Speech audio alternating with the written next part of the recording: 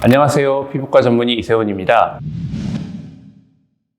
한때 피부과 망하게 하는 크림 혹은 피부과 의사들이 숨겨놓고 가르쳐주지 않는 크림으로 알려져 있던 스티바 A라는 연고가 있습니다. 이 스티바 A라는 연고를 바르면 주름과 잡티, 모공이 모두 다 해결되는 것처럼 알려져 가지고 많은 환자분들이 저한테 오셔가지고 이 스티바 A에 대해서 문의도 하시고 처방도 많이 받으셨어요. 근데 이렇게 좋은 스티바 크림 단종됐습니다. 이렇게 훌륭한 약이 왜 단종이 되었을까요?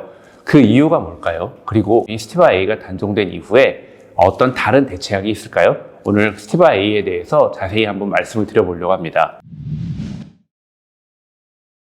스티바가 단종된 이유는 스티바의 판매량이 저조하기 때문입니다. 어느 제약회사에서도 판매량이 많으면 단종할 리가 없겠죠. 굉장히 많은 환자들이 찾고 스티바 연고에 관심을 가졌는데 왜 판매량이 저조할까요? 왜냐하면 우리나라만의 현상이어서 그래요. 우리나라의 많은 유튜버들이나 의사들이 방송에서 마치 이 연고만 쓰면 모든 게 해결되느냐 이렇게 얘기하면서 조회수도 올리고 인지도도 많이 올리셨던 것 같아요. 그러면서 스티바 A라는 연고가 붐이 일었었는데 사실 이 스티바 A 연고는 굉장히 오래된 약이고요. 외국에서는 지금 잘 사용하지 않는 약이에요. 따라서 판매량이 저조하게 됐고요. 이 스티바 A를 만드는 성분이 되는 트레티노인이라는 그 원료의 확보에 좀 어려움이 있었던 것 같습니다. 또 스티바의 성분인 그 레티노이드라는 성분의 세대가 있는데요. 스티바는 1세대 레티노이드거든요. 최근에 3세대, 4세대까지 레티노이드가 개발이 되면서 신약이 나왔기 때문에 굳이 옛날 약을 쓸 필요가 없어서 단종이 되었습니다.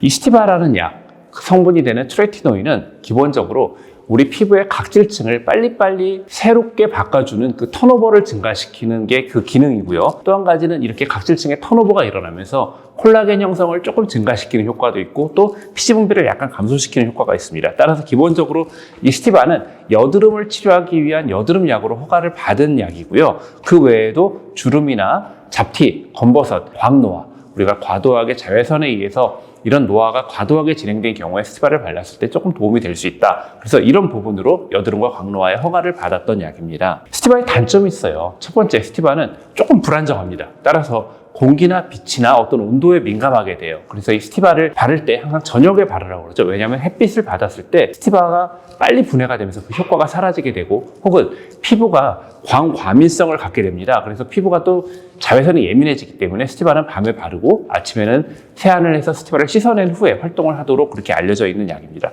또 효과가 일관되지가 않아요.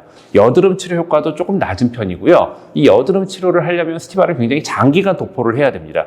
또 수능도가 떨어집니다.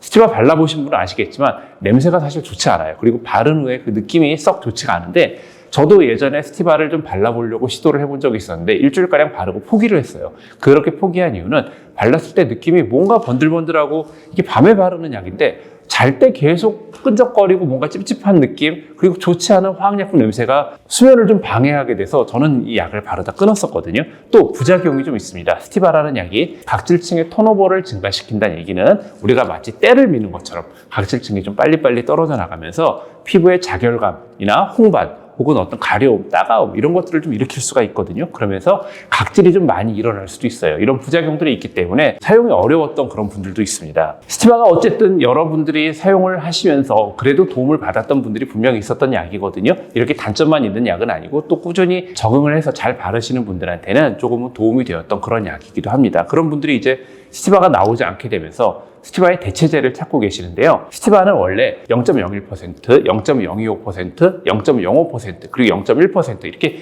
4단계로 만들어지고 있었어요. 그래서 처음 스티바를 바르는 분들은 적응이 필요하기 때문에 0.01%부터 시작해서 0.025, 0.05 정도까지 증가를 합니다. 우리나라 제약회사 2군데에서 아직까지 이 스티바 성분 트레티노인 0.025%를 만들고 있습니다. 우리나라 분들이 0.1%를 쓰는 경우는 거의 없고요. 우리나라에서는 0.1%가 한때 아예 생산도 안 됐던 걸로 저는 알고 있습니다. 근데 새롭게 나오는 스티바 대체제로 나오는 트레티노인 성분은 0.01% 적응을 위한 저농도가 없고요. 0.025% 단 한 가지로만 나오고 있습니다. 그게 프로좀 A라는 약이 있고 또 20 크림이라는 약이 있는데 이런 약들보다 요즘에는 세대수가 좀 더 발전되어 있는 레티노이드 성분이 나오고 있어요. 스티바의 성분인 그 트레티노이드는 1세대 레티노이드거든요. 좀 더 발전을 한 3세대, 4세대가 있는데 3세대 레티노이드가 아다팔렌이라는 성분이고요. 디페린이라고 하는 여드름 치료제로 출시가 되고 있습니다. 또 4세대 레티노이드가 트리파로텐이라는 성분인데 이 트리파로텐은 아클리프라는 이름으로 약이 출시가 되고 있습니다. 이 아다팔렌이나 아클리프는 스티바에 비해서 어떤 피부에 대한 선택성이 조금 더 높고요. 다른 데 작용이 적고 이런 자극감이 스티바에 비해서 조금 적고 발랐을 때 느낌이나 그 냄새도 스티바보다는 조금 더 편안하게 우리가 바를 수 있는 그런 약들이긴 한데 어쨌든 이 약들도 기본적으로 레티노이드가 갖고 있는 그런 특징들, 자극감 같은 것들이 생기기 때문에 이런 약들을 바르기 전에는 먼저 보습제를 좀 얼굴에 철저히 바르시고요. 처음 이 약들을 바르시는 분들은 베이스가 되는 크림 같은 것들이 있거든요. 그런 크림과 조금 섞어서 약을 희석해서 바르시는 것이 좋습니다. 이 발전되어 있는 레티노이드 3세대나 4세대 레티노이드는 스티바랑 다르게 빛에 의해서 불활성화되는 경우가 적기 때문에 밤에 바르는 게 내가 이거 발랐을 때 그 느낌이 조금 끈적거리고 좋지 않다 그러면 약간 오전에 일찍 바르시는 경우에도 약효가 크게 떨어진다거나 혹은 자외선에 의해서 피부 광과밀성이 굉장히 많이 증가한다거나 하지 않기 때문에 조금은 편안하게 사용할 수가 있습니다. 그래서 스티바를 기존에 바르시던 분들 혹시 스티바가 없어져서 다른 대안을 찾으시는 분들은 병원에 가셔가지고 여드름약인 디페린이나 아클리프를 처방받아서 그것을 조금 희석해서 바르시면은 스티바 대용으로 충분히 쓸 수 있을 것 같습니다. 네, 오늘 제가 말씀드릴 내용은 여기까지고요. 다음에 더 좋은 내용으로 말씀드리겠습니다. 감사합니다.